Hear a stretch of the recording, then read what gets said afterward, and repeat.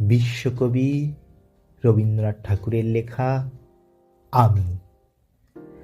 আমারই চেতনার রঙে পান্না হলো সবুজ, চুনি উঠল রাঙা হয়ে।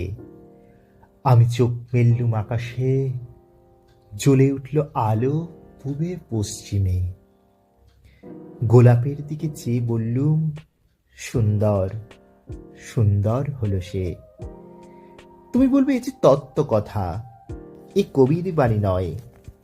আমি বলবো এ সত্য, তাই কাব্য। এ আমার অহংকার, অহংকার সমস্ত মানুষের হয়ে। মানুষের অহংকার পটেই বিশ্বকর্মার বিশ্বশিল্প।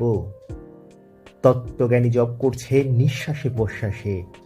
না না না, না পান্না, না চুনি, না আলো, না গোলাপ, না আমি, না তুমি। ওদিকে অসীম যিনি, তিনি স্বয়ং করেছেন সাধনা মানুষের সীমানায়, তাকেই বলে আমি। সেই আমির গহনে আলো আধারের ঘটল সঙ্গম, দেখা দিল রূপ, জেগে উঠল রস। না কখন ফুটে উঠে হলো হামায়ের মন্ত্রে, রেখায় রঙে, সুখে দুঃখে। একে বলো না তত্ত্ব, আমার মন হয়েছে পুলকিত। বিশ্ব আমির রচনার আসরে হাতে নিয়ে তুলি, পাত্রে নিয়ে রং। পণ্ডিত বলছেন বুড়ো চন্দ্রটা নিষ্ঠুর চতুর হাসি তার। মৃত্যুদূতের মতো গুড়ি মেরে আসছে সে পৃথিবীর পাঁজরের কাছে। একদিন দেবে চরম টান তার সাগরে পর্বতে।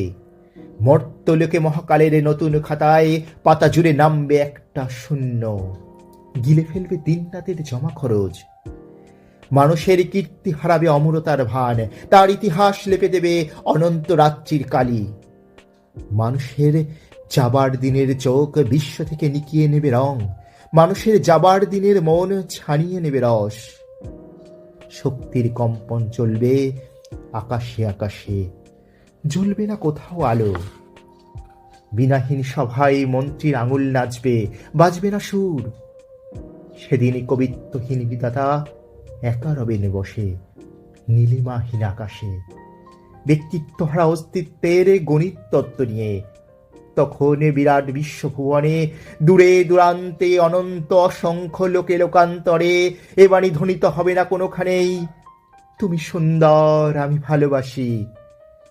বিধাতা কি আবার বসবেন সাধনা করতে যুগ যুগান্তর ধরে? প্রলয় সন্ধ্যায় জপ করবেন, কথা কও কথা কও, বলবেন বলো তুমি সুন্দর, বলবেন বলো আমি ভালোবাসি।